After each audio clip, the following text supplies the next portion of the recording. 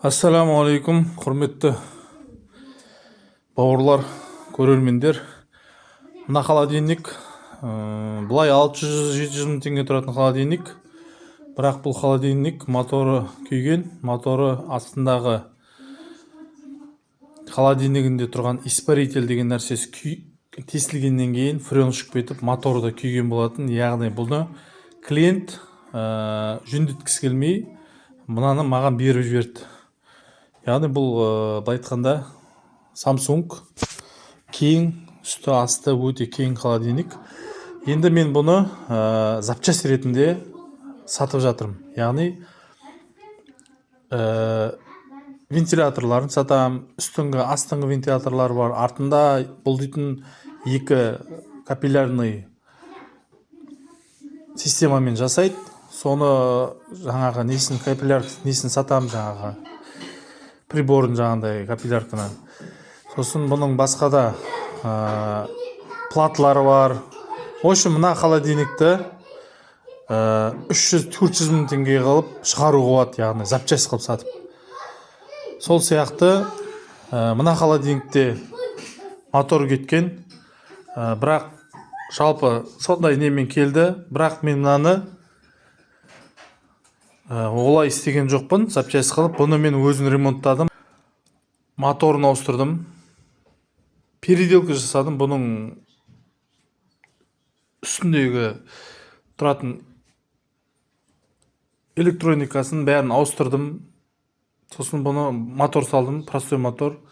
Содан бұны қазір мысалға сатуға болады. Бұл холодильниктерді 1 миллион теңгенің айналасында тұратын холодильник. Бұл жалпы бұны мысалға 200-300 мың теңгеге сатуға болады жалпы да, ремонттап. Плюс-минус 200 мың теңге көруге болады. Одан кейін мына жерде тұрған холодильник, бұл да үлкен холодильник, бұл LG. Бұны да сол мотор күйіп кеткен. Бұл да инверторный мотор тұрады. Бұның да мотор күйген. Бұны да мен сатып алдым. Сатып алып, өзім платысын өзгертіп, өзімнің білімдерімді пайдалана отырып, простой мотор салдым, переделка жасап. Бұны да мен мысалы сатып жатырмын 250 мың теңгеге. Бұл да бір үстінен 150 мың теңгедей таза. Жалпы есепте отқан жоқпын қатты, бірақ соның өзінде 150 мың, минимум 150 мың теңге таза пайда көріп отырмын. Бұдан да негізінде көбірек пайда көріп отырмын. Мынаны егерде жөндететін болса, 100-150 мың теңге жөндеп беретін едік мысалға. Бұны мен сатып алдым арзанға. Бұны сосын мен жаңағы өзім моторым салып, новый мотор, переделка жасап, 250 мың теңге сатып жатырмын. Бұны уже клиенті бар, алып жатыр. Сосын қара холодильниктерде тоже ол клиент кетіп баратыр бұйырса. Сосын мына холодильникте сол. Мына холодильникте сол LG. Бұл да бір азғантай уақыттан кейін мотор кетіп қалған. Бұлардың моторлары әлсіз болып келеді, жалпы LG-лардың көбісі біледі. Бұны да мен ремонт жасадым, новый мотор салдым, платысын өзгерттім. LG, Samsung сияқты қазіргі заманауи холодильниктерге осындай пайда көруге болады ремонттап.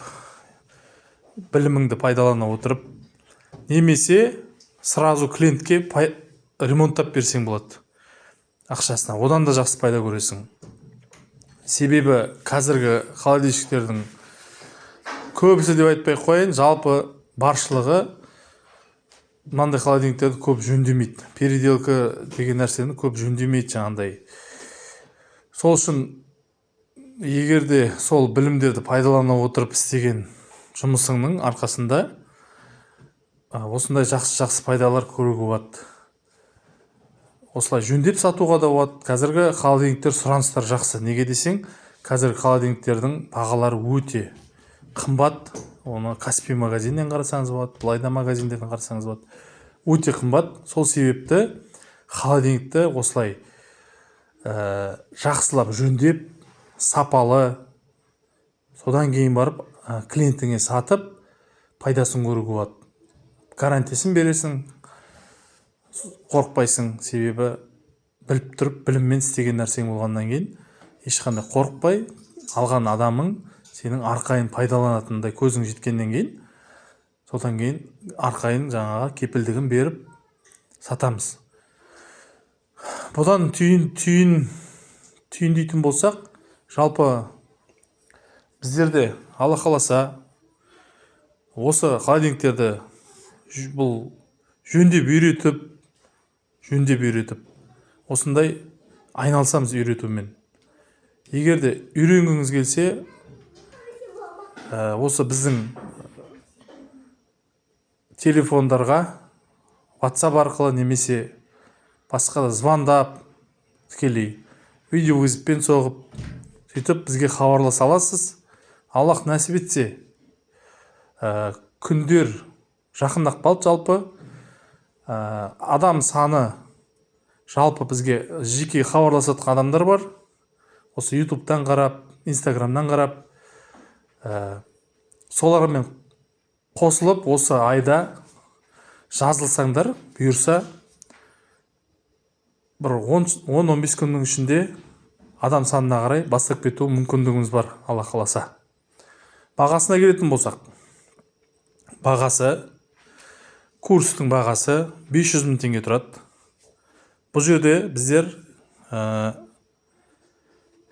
офлайн үйретеміз, тек қана. Онлайн деген жоқ. Себебі офлайн деген жақсы үйренуге бір себеп болады. Ал жататын жер қалай болады десеңіз, жататын жердің бәрін біздер өзіміз тегін қыламыз. Өзіміздің квартирамызға тегін қылып жатқызамыз. Жаңа ремонтпен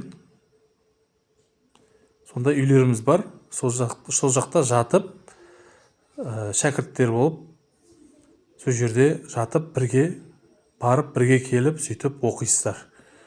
Практика жөнінде жақсы практикалар жасайтын боламыз. Алла қаласа, осындай үлкен холодильниктерді ремонттайтын боламыз. Осындай жақсы маржа қалатындай холодильниктерді, қандай холодильниктерді жақсы жөндегенде маржа қалады, қандай холодильниктерді жөндегенде, оны реставрация жасап жөндегенде қанша маржа қалады деген сияқты, мысалға витринный холодильниктерден қанша маржа қалады, соның бәрін, қыр-сырын бәрін үйретеміз, переделка жасап үйретеміз. Мына холодильниктердің қазір бүкіл бәрі, былай айтқанда, инверторный мотормен келеді. Инверторный мотор деген өте біздің нелерге әлсіз болып келеді. Сол себепті оның бәрін простой моторға переделка жасатамыз. Samsung болсын, LG болсын, қазіргі заманауи осы трендте жүрген холодильниктер осылар. Бүкіл адамдардың үйіндегі қазір. Сол себепті осы холодильниктерді адамдар пайдаланса, біздер осыны жөндеп үйретеміз. Яғни сендерді жақсы білімді, сапалы, шебер қылып шығаруға Аллахтың көмегімен сол курсты ашып жатырық. Соған енді өздеріңіз егерде соны жақсы қолға алып, осындай үйренем десеңдер, қазір хабарласып, мүмкіндігіңіз осыны үйренуіңіз.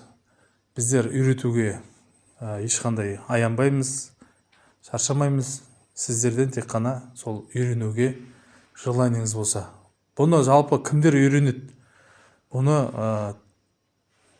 жаңағындай өзімен өзі жүретін, бұл жалпы бұның плюстері, холодильник ремонтта үйренудің плюстері, ешкімге мұқтаж болмайсыз, қасыңызға жұмысшы алмайсыз, өзіңіз жүре бересіз. Сосын бұл бір жерде ұзақ отырмайсыз, бір күн, 2 күн, 1,5 сағат. Тек қана мысалы бір холодильник жөндеу 1,5 сағат уақыт алады. Мотор салсаң да, былай да 1,5 сағатта нормальный маржа алып кетесіңіз. Басқа да ютубта ақша тауып жүрген жаңа орыстардың каналдары бар. Соларды қарап, өзіңіз бір мотивация беретіндей қылып, солай өзіңіз басқа каналдардан қарап, сосын бізге хабарлассаңыз болады. Қанша пайда қалады, дополнительный. Ал мен жалпы маған келген кезде мен қосымша тағы да басқа да қыр-сырларын, жаңағы осы видеода айтылмай жатқан осы нелерді қосымша айтатын болам. Мен қысқаша тек айтып кетіп жатырмын, чтобы сізге бір сәл болса да информация болсын деп. плюстары өте көп холодильщик болудың. Жаңағындай айтып кеткендей, оған қосымша холодильниктердің бағалары қазір өте қымбат, новыйдың. Сол үшін мына тұрған холодильник дейтін новыйдан ешқандай айырмашылығы жоқ. Тап-таза холодильник. Бір себептермен мотор кетіп қалды. Сол сияқты қазір холодильниктер көп бұзылып тұрған. Соны біздер сізге практика жөнінде үйретеміз жөндеп. Бұл өте жақсы мүмкіндік. Жалпы өзіме келетін болсам, жалпы мен өзім Алматыда оқыдым, Ақтауда оқыдым. Мен өзім жалпы Жаңаөзендікімін. Жаңаөзенде сол курсты ашып жатырмын.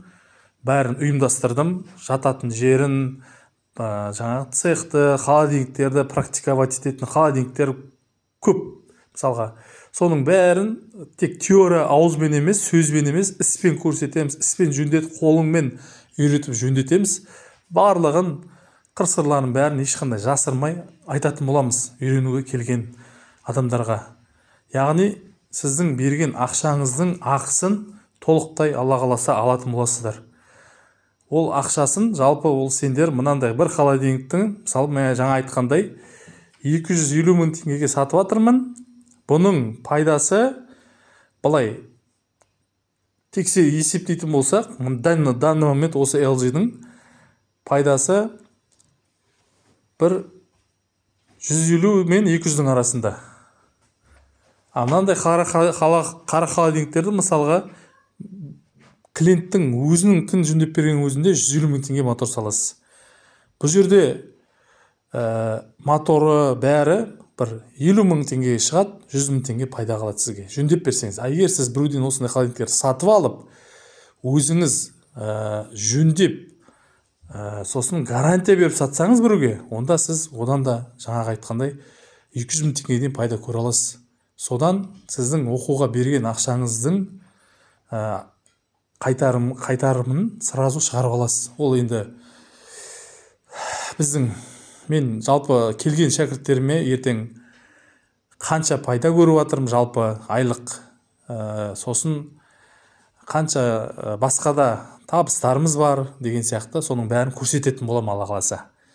Ол жақтарынан ешқандай уайымдамаңыз. Біздер ашықпыз, ашық айтамыз, ашық сөйлейміз, ештеңе жасырмаймыз. Сендердің ақыларыңызды білеміз. Егер сіз бізге келсеңіз оқуға, ақыңызды беріп, біз сіздің ақыңызды береміз, білімімізді береміз. Бұл жерде жалпы біздің қазіргі преимущество, артықшылығымыз, холодильщиктердің жалпы артықшылығы бір-бірінен. Ол оның білімінде. Сол үшін бұл жердегі үлкен плюс, бір айтып кететін, бұл холодильник бұзылған кезде бұны қай холодильщик жөнде алады, сол келіп жөндейтін болады. Ол бір танысың, я болмаса бір сондай адамдар болса, олар егер қолынан білімі жетіп қолынан келмесе, олар жөнде алмайды. Олар ең артында сізге хабарласатын болады бәрібір. Кімнің білімі күшті, сол жөндейтін болады соңында. Сол үшін максимально білімді арттыру керек бізге, максимально осы технологияны қуу керек, осы технологиямен бірге даму керек. Сол кезде біздер қандай холодильник шықпасын бәрін жөндеп үйреніп отыратын боламыз.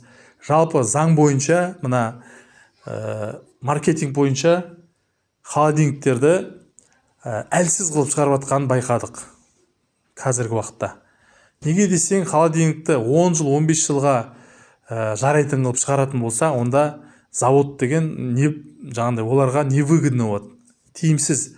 Сол үшін қазіргі маркетинг бойынша жаңағындай холодильниктерді сондай бұзылғыш қылып, сәл бір-екі жерінде әлсіз қылып шығарғанмен, біздер сол бұзылған кезде келіп, оның новый холодильникке күші жетпейтін бәріміз білеміз, любой адамның. Сол себепті біздер жөндеп, яғни оның бәрі бізге қалады деген сөз. Егер де біз білімді болсақ, тәжірибеміз, жаңағы неміз күшті болса, онда біздер өзіміздің жаңағы ремонттаған ақшамызды арқайын клиенттерімізбен разы қылып, сөйтіп жақсы жаңағындай табысқа жететін боламыз Алла қаласа. Сол себепті әрдайым білім алуға, білімді арттыруға шақырам, любой нәрсе болса да, бірақ менің салам холодильник жөндеу, кондиционер жөндеу. Жалпы өзім кондиционер сатып айналсам. Сол салада өзім 15 жылдық тәжірибем бар. Осы жыл уже 16 жыл болып жатыр, 2009-дан бері. Сол нәрсемді өзім енді адамдарға бере алатын болған соң, арқайын мен айтқанда арқайын айталам. Алла қаласа, енді Алла деп айтамыз, соның көмегімен біздер сізге үйрететін боламыз білімді. Бірақ өзінің жауапкершілігі бар, өзінің ертеңгі күні сізге беретін ауыртпашылықтары болады. Соның бәріне біздер сондай баға қойып отырық. Ол қымбат баға емес. Менің өзім білімге салған ақшамды айтсам, ол одан да көп. Бірақ ешқашан білімге салған ақшаңды ол ешқайда жоғалмайды. Білім деген ол адамды тек қана жоғарға көтереді. Сол себепті ютубтан, ана жерден, мына жерден қарап үйренем деп жалпы қатты үміттенбеңіздер. Неге десең, мен де ютуб қараймын, мен де басқа нелерді іздеймін, бірақ ол жерде ондай информация айтпайды. Тек қана осылай ақшасына үйрететін адамдар ғана нақты қыр-сырларын үйретіп, содан кейін барып сіздер Алла қаласа жақсы шебер боласыз деп ойлаймын. Сол үшін хабарласыңыздар. Енді жалпы бәрін түгел айтқан сияқтымын. Егер түсінбеген сұрақтарыңыз болса, онда маған жеке шықсаңыз болады. Мен әрқашан ашықпын. Любой кезде хабарласыңыздар, телефонға видеовызбпен соғыңыздар. Бәрін мен жалпы өзімді көп түсіре бермеймін видеоға. Вообще түсірмеймін деп айтуға болады. Сол себепті маған видеовызбпен соқсаңыз болады. Әрдайым ашықпыз, әрдайым доступныймыз. Осы нарықта 15 жылдан аса жүрміз. Жалпы біздер бар адамбыз деп айтуға болады. Сол үшін хабарласыңыздар, любой кезде мүмкіндігіңізді пайдаланыңыздар, үйреніп қалыңыздар. Жалпы сезон деген бізде круглый год, холодильниктің сезоны. Біздер сезон деп жазды күтпейміз. Жазда просто біздің сезон деген өзіміздің жаңағы күнделікті затқа қосылмаса, бұлай сезон бізде тоқтап атқан жоқ. Қыста да болды сезон, Аллаға шүкір. Адам білімді болса, адам тәжірибесі көп болса, оған айтқанда заказ жоқ деген болмайды. Постоянно болып тұр, Аллахқа шүкір. Сол себепті любой кезде хабарласыңыздар, үйренем десеңіздер, біздер арқайын үйретеміз. Жаңаға бір шартымен бүкіл сіздің условияңыз жасаймыз. Тек арқайын келесіз, білім аласыңыз. Содан кейін ауылыңызға барып холодильникті ремонттап ақша табатын боласыз, Алла қаласа. Біздер жөндеп үйретеміз бүкіл нәрсесін. Кейін де ауылыңызға барғаннан кейін де біздер ары қарай сізбен связда боламыз. Әрдайым бірдей ағайын болып араласып, бірімізге көмектесіп отыратын боламыз. Қолыңыз аузыңызға жеткенше деп айтайын. Сол қысқаша осылай.